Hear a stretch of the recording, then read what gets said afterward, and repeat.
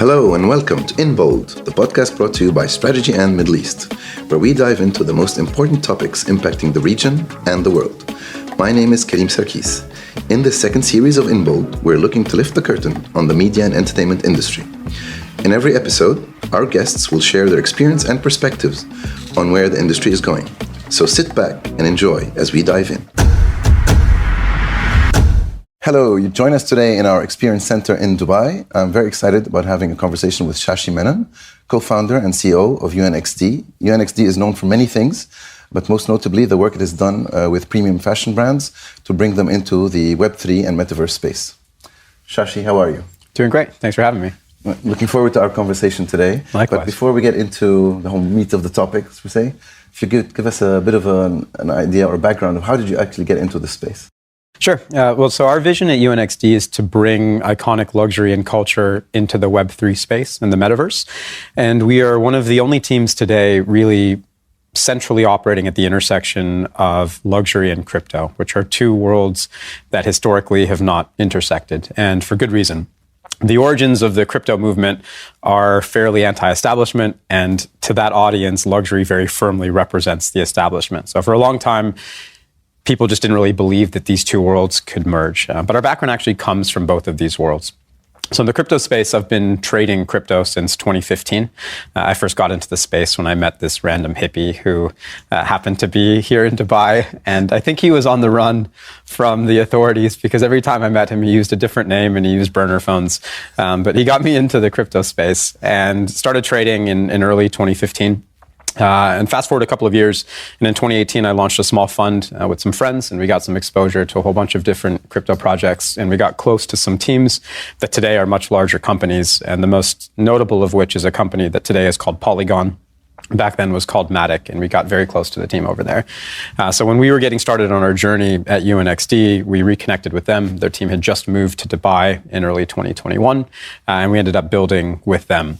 But our background in luxury is actually much longer. In 2009, a friend and I started a company called Nervora, which is a media company. And since our inception, we've been working very closely with a company called Condé Nast, which is the world's most premium publisher of content and the parent of brands like Vogue and Vanity Fair and Wired and GQ. And we actually launched their first publication in the Middle East in 2012, which was a digital fashion publication. We ran that for a few years, and in 2016, we became the youngest team to ever launch an edition of Vogue when we launched Vogue Arabia. And that was a rather unique launch for Vogue. It was the first time that the brand ever launched digital first. And so the time that we launched it, it was 125 years old, roughly. And we were the first edition of that brand to launch digital first, which today probably sounds like a little bit of a quaint idea, but back then was non-traditional for a brand like that so historically has been based on print. So we launched digital first 6 months before we launched the magazine. We also launched to an entire region at once. It was the first edition of that brand to be launched to an entire region versus just a single country. And today it's the only edition of Vogue that is fully bilingual. And we publish it both in digital and in print bilingually.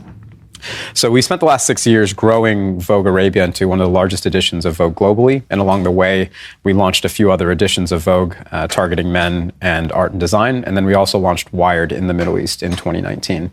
And so we've kind of been operating at this intersection of fashion, technology, and culture for a very long time. And I think really the defining word here is culture. That is the lens through which we look at the world. So we don't actually see ourselves as a technology company, but we see ourselves as a culture company that happens to be enabled by technology. And that entire ethos is driven by over a decade of really being creators of culture ourselves. I like very much the fact that you sort of came in from the industry or from the business side or from the luxury side of things. And then that, I assume that built a level of trust with your clients or partners that then allowed you to bring them into sort of what is still a very novel space. And I think maybe that will help us explain to our listeners a bit how you managed to convince global brands to get quite early into the NFT space and the wider metaverse space. But we're still at the stage where metaverse is a very broad term. Even in your answer, you've mentioned a lot of things. You've mentioned Web3, you mentioned crypto, you mentioned NFTs. We talked about certain players that are blockchains and so on. If we're going to define it for somebody who is not a techie, somebody who is not in love with the whole technology aspect of it, but wants to understand opportunities, how would you define the metaverse? So today people kind of use several terms interchangeably, and they're actually a little bit different. So blockchain, crypto, Web3, and metaverse are often used synonymously, and I'll try to separate them into slightly different but interrelated concepts. So blockchain refers to the underlying technology architecture that powers everything. And the most primitive way of thinking about a blockchain is a shared public database that is not controlled by any single party, but is a single source of truth. So it's run through a series of decentralized computers where at any point in time, anyone in the world can look at that public source of information and see the exact same thing and not change that information. So this concept of immutability is very intrinsic to the concept of a blockchain. Now, crypto refers to tokens that are built on top of the blockchain. So essentially a software layer on top of the blockchain, sometimes used for currencies and economic purposes, sometimes used for utility purposes as access or tools to run a specific process, and sometimes used for nefarious purposes, which maybe we can chat about that a little bit later. Web3 is more of a social movement more than anything else, and it represents an evolution in how consumers interact with the internet. So when thinking about Web2, which was the last phase of the consumer internet preceding where we are today, it was generally controlled by a few centralized companies or centralized platforms like Facebook, like Instagram, like Google. And the difference there is these platforms controlled everything. So users interacted with these platforms, but all of the value, all of the data, all of the economic value really accrued to the platforms and not to the users, even though the users were building out those networks. The idea behind Web3 is that the users in any given network actually participate in the economic value that's being created. And through the use of tokens, which can be fungible or non-fungible, and we'll talk about the difference between those as well. These users are able to participate in the value that they're creating. So it's a slightly more decentralized approach to things, and it's really a change in mindset that the participants in a network should be able to share in the value that's being created, as opposed to that just accruing to a single centralized entity. Now, the metaverse is the consumerization of the internet, and it broadly describes a network of interoperable virtual worlds that are more immersive and more 3D that consumers can participate in. And today we're very, very early in what that looks like. There are a few platforms that are kind of primitive, but can broadly describe what that experience looks like. So there are open platforms like Decentraland and The Sandbox, which are open virtual worlds that you can interact with through an avatar. And there are closed platforms like Roblox and Fortnite that would describe themselves as metaverse companies as well. But I think for the average person, the metaverse will broadly look and feel like a little bit of an interactive video game. That's an interesting reference you make to gaming, because one of the things that we frequently see now is that games like Roblox, like Fortnite and so on, are sort of calling themselves now a metaverse or being labeled as the metaverse. At the same time, we have that Hollywood's version of the metaverse, which was Ready Player One, which now maybe your average person, a consumer who doesn't get into the whole definition, thinks about. Where are we on this spectrum between it's just a relabeling of the online gaming or online worlds that you used to play games in versus it's this thing that's going to be all-consuming? Yeah, I think to some extent it depends on whether you believe that the future is going to be utopian or dystopian. I think that's maybe the difference between how the companies in the space believe the future will be and how Hollywood believes the future will be. Obviously, a dystopian future is a little bit more intriguing as a story arc for a film. Today, we're really early in creating that. I think kind of the exciting part about being in the space is that every company that's kind of building the space has somehow a slightly different interpretation of what that will look like, but everyone is co-building and experimenting in real time this sort of patchwork that will form what the metaverse will eventually be. Some of them are doing it in a very closed fashion. Some are doing it in a very open fashion. We'll chat about that a little bit more.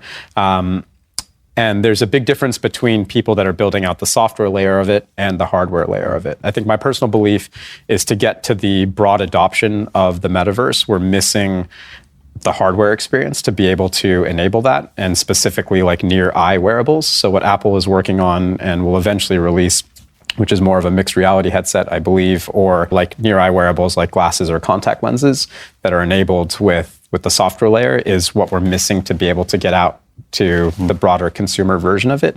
But gaming is an interesting starting point because it's a really easy onboarding into what that space looks like. And so for people that are interacting with Fortnite and Roblox, the tens or hundreds of millions of people that are doing that, it's a really good on-ramp to get into the space. And tools like crypto and Web3 are just going to be embedded in what that looks like. And eventually people won't even realize that they're interacting with crypto or blockchain, the same way that when you access the internet today, you don't really need to know about HTTP or TCP/IP or any of the network protocols behind the internet. It's just embedded in what the experience is, and you care about what the consumerization is of that, not the underlying technological hardware. And that's what I think the metaverse will end up resembling. And if we fast forward to the point where we don't have to worry about the tech, exactly as you said, you had mentioned an interesting way of framing it. You said you work at the intersection of fashion, culture, and technology. Yeah. And so, or media culture and technology. And that's a nice way of framing it. When you think of it in those terms, and we have the element of NFTs, but you mentioned culture, and could you explain a little bit more about why you think this is a cultural movement or a cultural field? Yeah, I think the generation that we're seeing today, starting with millennials and Gen Z, it's really the first generation of people that grew up with the internet being the landscape for them. They didn't really know what the world was like before the internet. I'm old enough to remember what pre-internet looked like when I had to go to the library and do research, and if something new happened, I had to wait until next year before it was in a book. But people today that grew up in the 90s and the early 2000s, they don't know what that world was look like. So the internet is actually their form of reality, and culture is just formed on the internet. There's really no distinction between what's happening offline and what's happening on the internet. So that's, from a consumer perspective, that's where the culture comes from. But as it relates to NFTs, I personally didn't understand NFTs when they first really emerged. So in late 2017, there was a project from a company called Dapper Labs called CryptoKitties. And it was basically cartoon forms of cats that were bought and sold and traded. And there was a big moment in late 2017 where a lot of economic value was created, and I just didn't understand why someone would pay for a picture of a cat. And at the time I was trading crypto, so I understood crypto and I understood the economic side of it. I just didn't understand the NFT side and why people would care about that. So I spent a couple of years just casually looking at the space, but really not getting it at all. And then I had friends that started to make a lot of money in NFTs in 2020. And by late 2020, early 2021, I started to develop a thesis around NFTs. And there was a really big moment in the NFT space that happened in February of 2021 when a digital artist named Beeple sold a piece of art that was auctioned by Christie's, and it sold for about $69 million. And it was bought by a young crypto wealthy person from India who operates under the pseudonym Metacoven. And that was a really defining moment for the space for a couple of reasons. Most importantly, you had this legacy auction house, Christie's, that for the first time in its 100-plus-year-old history, auctioned a piece of digital art as opposed to physical art. So it was really a stamp of approval from the establishment that digital art was going to be a thing. And so that kind of started this frenzy. And I think the realization that we had at that time, really the light bulb moment, was that NFTs are not about technology. They're actually a product of culture. And that was just the single kernel of truth that defined everything that we did afterwards. And what we realized at that time was everything that we'd done as a company in the last 12 years in the media space was really about creating these small moments of culture. And we understood what that looked and felt like. And we also had a unique perspective on luxury. But because these two worlds weren't connected, we were some of the only people in the world that maybe were at that specific intersection. So it was a little bit by chance, but we decided to go after it. And we started chatting with some of the brands that we worked with, and we managed to persuade Dolce & Gabbana to enter this space with us. And then everything that happened after that really started from that specific moment. I've heard you speak about how involved Dolce & Gabbana were at the founder in the efforts, and we'll talk a little bit more about what you actually did for them. But you said you spoke to many partners, and this is a fairly new topic, maybe something that is quite the opposite of the luxury fashion world, where there's an aesthetic that you're feeling, you're touching, you're wearing, and so on. Was it difficult to convince fashion brands? Was Dolce & Gabbana, do you think they're going to be one of many that will do this? We've seen many more venture into the space since then, maybe not in the same way, but do you think this is going to become the norm? Or do they see it as an opportunity? Or do you think, there's always going to be some of the naysayers or ones that are skeptical about this whole aspect of digital goods and digital presence? Yeah, all of the above, I guess. Fashion has not typically been seen as an early adopter of technology, and luxury within that, definitely not. Luxury kind of missed the first wave of the internet and the second wave of the internet. So was late to get into the internet overall, was late to get into social media, was late to get into e-commerce. And I think that's one of the things that's driving their exploration of the space, is not wanting to miss another cycle of the internet. But when we first had a conversation with Dolce & Gabbana, we knew going into the conversation that we had to contextualize it in a way that would resonate with them. And that meant not approaching it from the perspective of blockchain or crypto or NFTs, just because it was a concept that would completely go over their heads and it wouldn't matter to them. So literally the first thing that we told them in the first conversation that we had with them was, if you remember nothing else from this conversation, remember this: NFTs are about culture, not about technology. And we framed the entire conversation around culture and creativity, which are the things that mattered to them as an organization. Because at their core, Dolce & Gabbana see themselves as artists, and fashion and the products that they create are just a byproduct of their artistry. So when we framed it from the perspective of creativity and culture, they understood that what we were describing was just an extension of everything that they'd actually been doing for almost 40 years, which was culture, which was creativity, which was storytelling, and eventually was commerce. And it was just happening in a new domain. So once we framed it that way, they kind of got it. And I think most miraculously, from the first conversation that we had with them, it took them less than 24 hours. And this was signed off personally by Domenico Dolce and Stefano Gabbana to move forward in the space.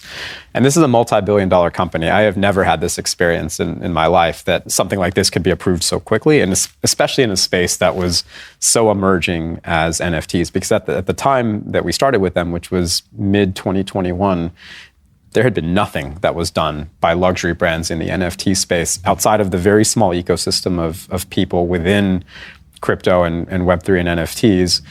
Most people were skeptics, myself included. And so I think it took a lot of resolve and adventurism from them, and of course a lot of context setting and enthusiasm generation from us to go down this path. But I think that the result of this journey with them essentially created the category of luxury NFTs. We were the first in the world to really do this.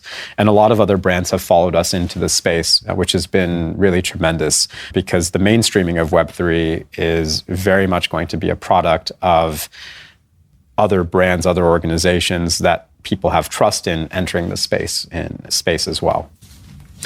Why do you think they were drawn to it? I mean, yes, you explained to them that it's about culture, so maybe that's an extension of how they see their role and the relevance of their brand. Was that the main driver? Was that them thinking, okay, my future consumers or my future buyers are going to be ones that grow natively within this environment, and therefore I need to get in there early? And was that the motivation? Was it curiosity to try something out? Was it the money? Because we were still in the hype cycle of NFTs at the time. What do you think was the main driver for them?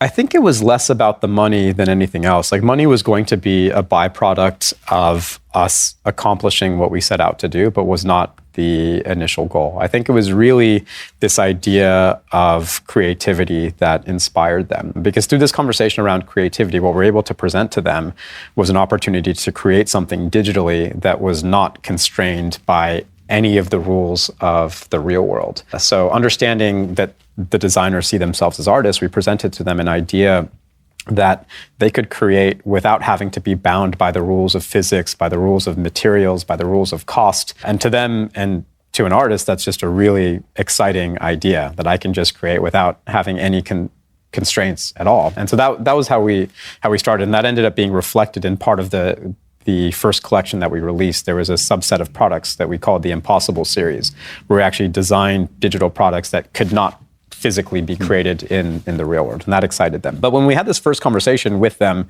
we told them that there were really two rules before we went down this path with them. The first was, in entering the space, they had to be willing to be committed to the space long term, even if we failed initially. And that was really, really meaningful because, again, coming from this idea that the crypto space has long viewed the establishment with a little bit of skepticism, it was important that as a traditional brand entering the space, we had to be seen as entering it for the right reasons, and that it wasn't just about press, it wasn't just about money, but it was a commitment to be in the space and to experiment in public in real time. And this ethos of experimentation is so central to everything that's happening in the space that it was very important for us that the brand was committed to being in the space to be able to do that.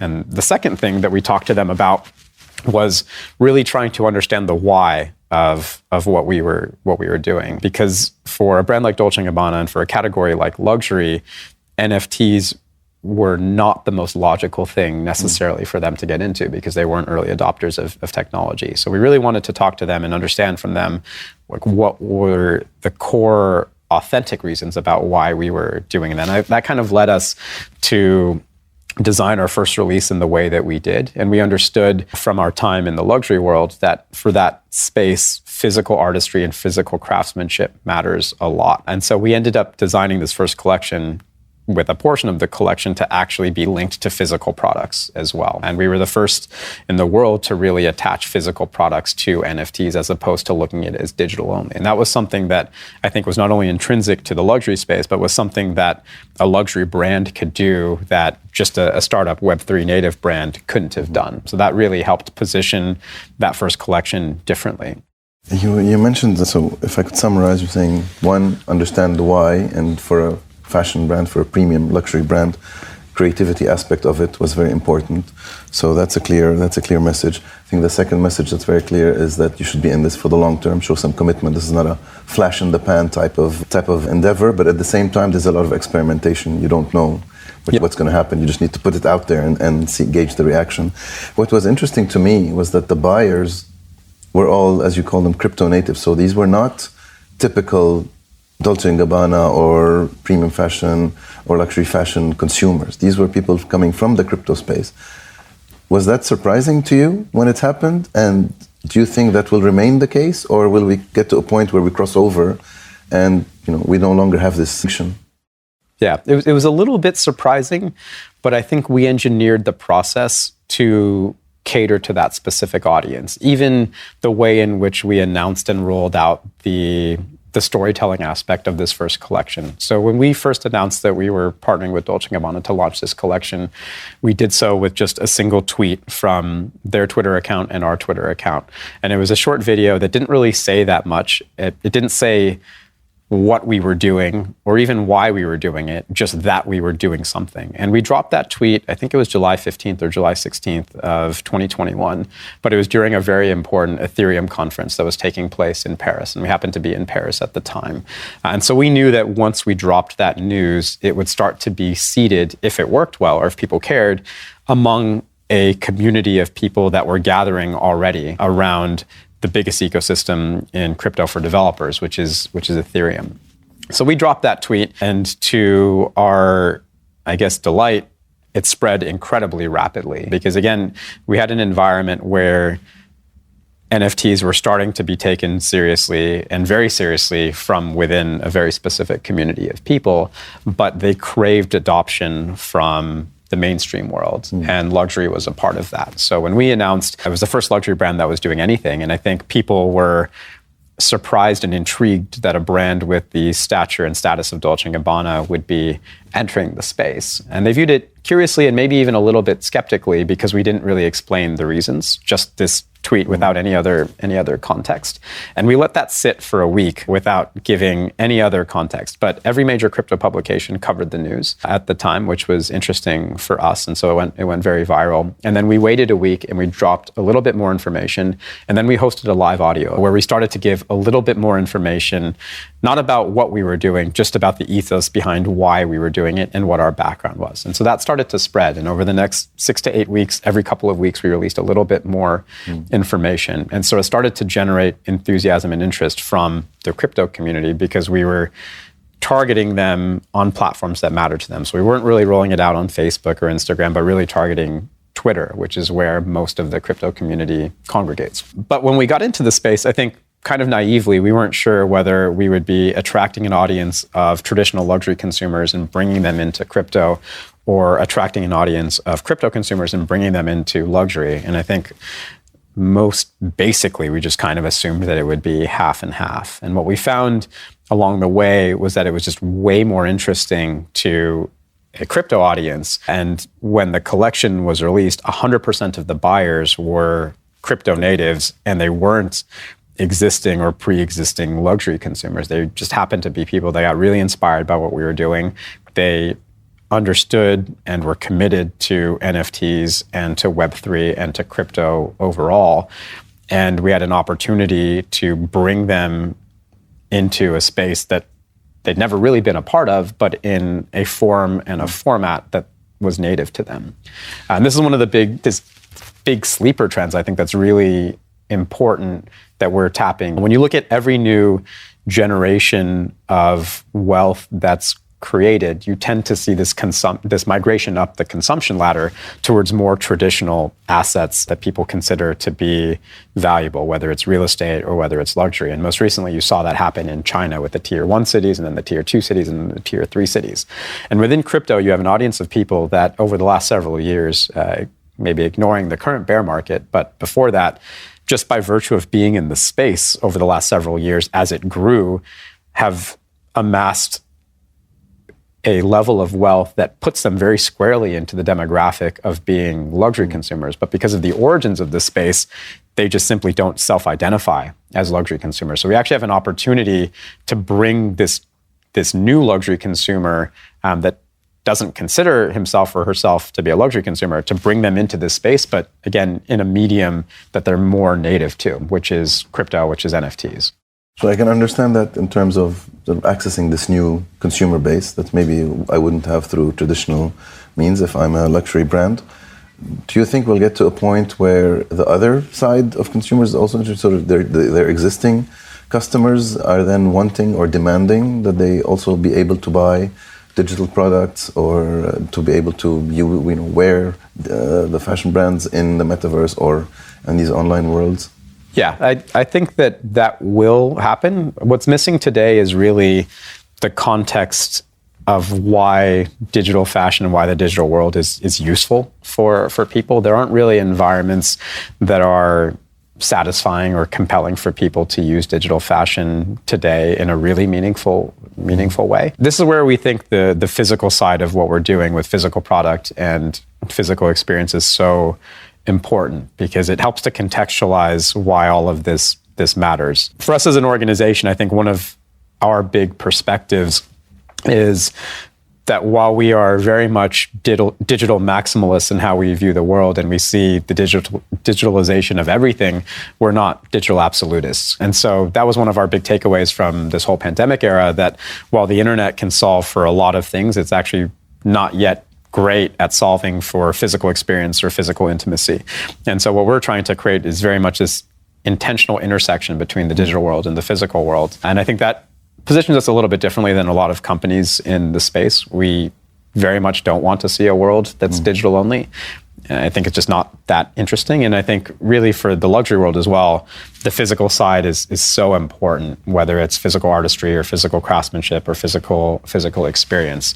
There's real magic that can be created there. And so a lot of what we're trying to do is bring people from the digital world into the physical world. But the reverse will happen as well. And so as the digital world and the software around it and the hardware around it creates a consumer experience that can be a little bit more interesting, a little bit more satisfying, I think the physical product that we have will end up being a really good on-ramp for traditional physical fashion consumers or luxury consumers to enter this space, because we're able to present to them something that they already value. Like if you're an existing consumer of Dolce & Gabbana or Dior or Valentino, you care about the physical product. And if we're able to present that to you with other things that come from that, that starts to become interesting. But what you care about first is the physical product. So we're still maybe 12, 24, 36 months away from that, but all of this is very much done by design. I think for most listeners, even 12, 36 months sounds much faster than they probably anticipated. So you mentioned like a two-step process, which is interesting because typically there's two views of where this is all going. Now that we've gone over the hype cycle, we've gotten into the crypto winter or whatever term you want to call it, and interest has subsided. There seem to have been two narratives making the rounds. So one narrative is, okay, we've gone over the hype of apes and JPEG, quote unquote JPEGs, and now we're getting into utility. So NFTs are just going to be a means that reinforces the physical aspect of things in the sense that they're going to be, this proves ownership. It allows you to trade things in a more secure or trusted way, and so on. So that's one view. The other view is, no, we're going towards this more immersive world. It's a matter of time. All the big players, Meta, Apple, etc., are investing in it.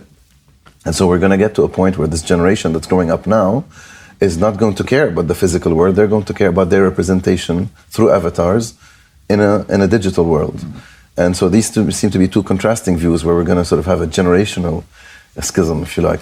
But you seem to see it as the first one, sort of as an onboarding process. So I'm going to get my typical consumers to get to know NFTs by linking them to physical products, and then as the digital immersive world develop, then they naturally transition. Did I capture that well?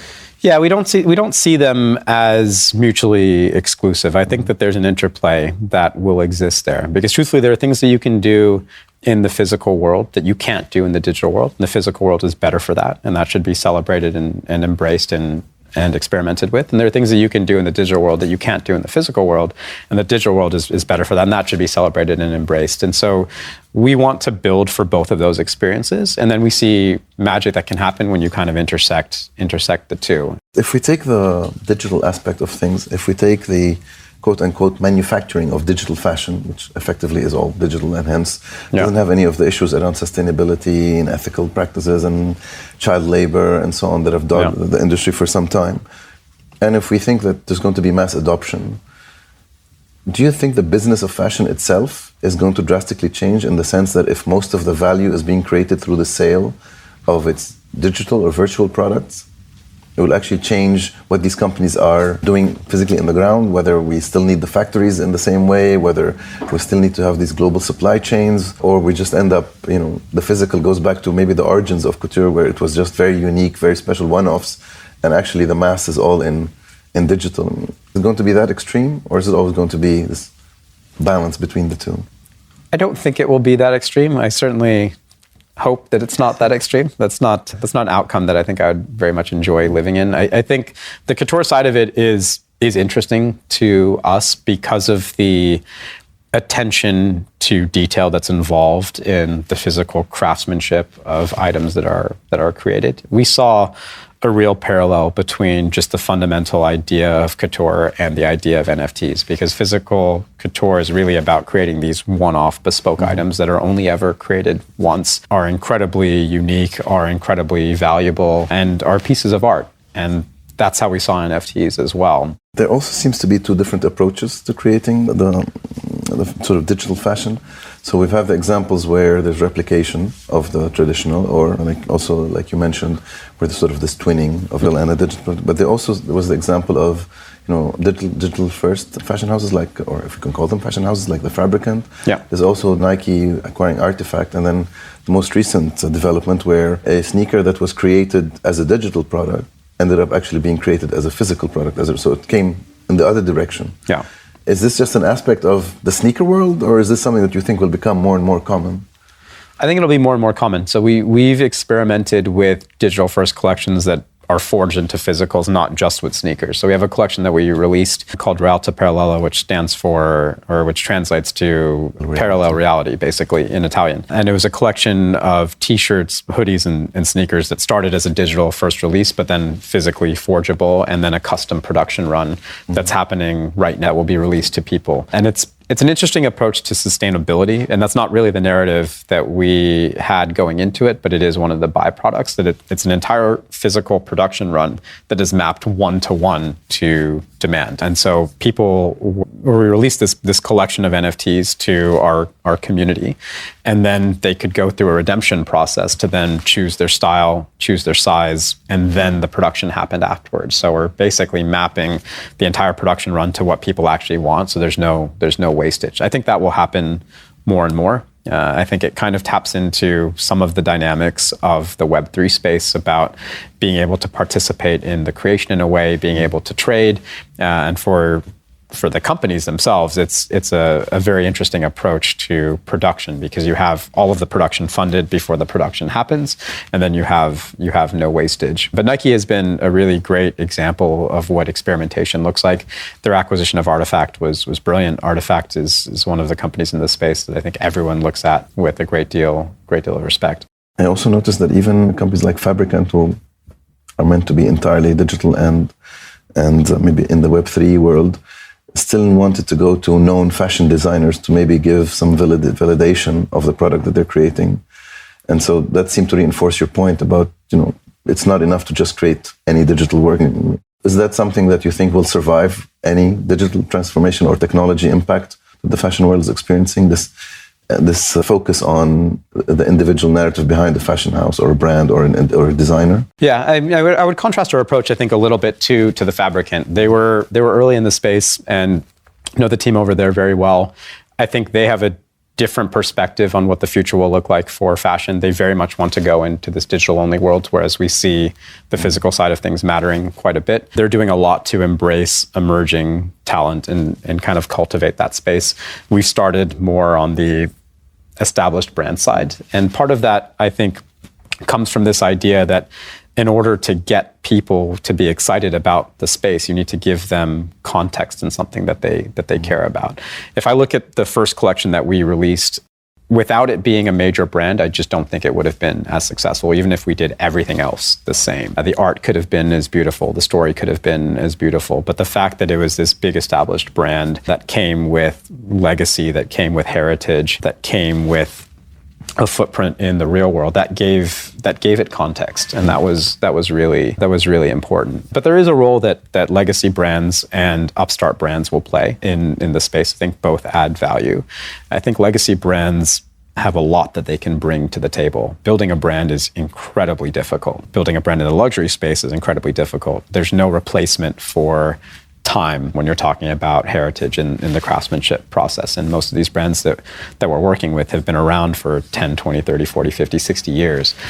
It's very hard for a new brand to come in and claim to be a heritage luxury brand. It's actually impossible. So that I think matters. And these brands have spent decades really honing the process of creation, honing the process of physical craftsmanship, honing the process of experience in the real world. And there's so much magic that comes from the intimacy and the storytelling in the real world that these brands do that can be translated into the digital world if done in the right way. Where upstart brands, I think, have a little bit of an advantage in this space is, of course, they can experiment more quickly. Of course, they're not restricted by any sort of legacy infrastructure. And I think these upstart brands that are forming just in the Web3 space today have a little bit of an advantage in that they kind of understand the culture of the internet better than some of the more traditional brands. But both have a role to play in the ecosystem. I think the role that we have as an organization is to try to bridge the two. We've been talking about brands that actually have already, had their foray into the Web3 space and are committed to it. There's a lot more that haven't yet, although the list keeps growing. It's grown a lot since your Dolce & Gabbana project. The list does keep growing, but there's still many that have not entered the space. How do you advise those players, whether in the fashion sector or more broadly, in terms of getting into the metaverse and getting into the web? Are there sort of some baby steps that they can take to familiarize themselves? Should they go all in from the beginning? Is it an experiment on the side? Should it be something, sort of that's coherent with their overall strategy? How should they think about entering the space? Yeah, I think they should all start by starting. Definitely, it's a space that can be intimidating because it's different and the audience of people is different and it moves very quickly. Established brands can struggle with that because the cycles in crypto are just very, very compressed. And so every 6 months and sometimes even shorter, the landscape changes quite a lot. So even for us, being very early into the space, the things that worked for us a year ago, even 6 months ago, won't work anymore. And so the playbook has to change. And so if you have an organization that is used to spending 6 months, 9 months, a year assessing something before doing it, by the time the assessment is complete, the conclusions won't actually be useful for the space as it exists at that specific moment. So that I think is where the biggest difficulty exists for traditional organizations. So you have to completely change the mindset to be in the space. Once you get past that, I think approaching it from a position of experimentation and humility is very important. So kind of once you figure out the why and you're committed to being in the space, I think everything kind of follows from that. I do think that every organization will need to have some kind of strategy for being in the space, whether you call it Web3 or the metaverse. It's just where the world is going. And I think if technology cycles have taught us anything, it's just that the consumerization of technology is just an ever-moving force. And so ignoring it doesn't really get you anywhere. When we started this conversation, I think the description of UNXD would have implied you're a technology company. You mentioned working at the intersection of technology and culture and media and fashion. But then you were using terms, I noticed when you were answering the questions, you were using terms like, we were fussing over the details of a dress or the collection that we released, or we wanted to make sure that the creativity was evident, or you mentioned uniqueness, beauty. Are you a technology company or are you a hybrid fashion design company? Has this whole experience changed how you think of yourself as a business? No, I think we've always described ourselves as a culture company. I think technology to us is an enabler and not the end goal.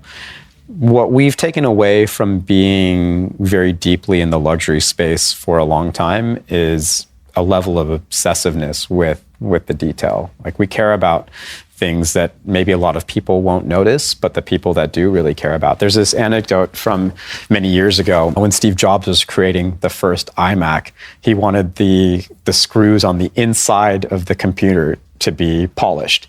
And nobody would ever see this unless they actually took apart the computer, but he actually really obsessed over this detail because he wanted that level of obsessiveness about the product itself. And so I think that's something that kind of stuck with us, and we care about those details. And the people within luxury, I think, care about those details as well. Consumers, at least the ones that notice that, also care. But I think the ethos that we have of being a culture company is born from having created culture ourselves. And I think understanding what media is just a vehicle for culture creation has very much informed the approach that we have. Shashi, thank you for a great conversation. I think it's still early days. I look forward to hearing a lot about UNXD pushing the envelope further and the whole space between fashion, technology, and culture. Thanks a lot. Thanks very much. You've been listening to the Strategy and Middle East in Bold podcast. Make sure to subscribe and stay tuned for more. See you next time.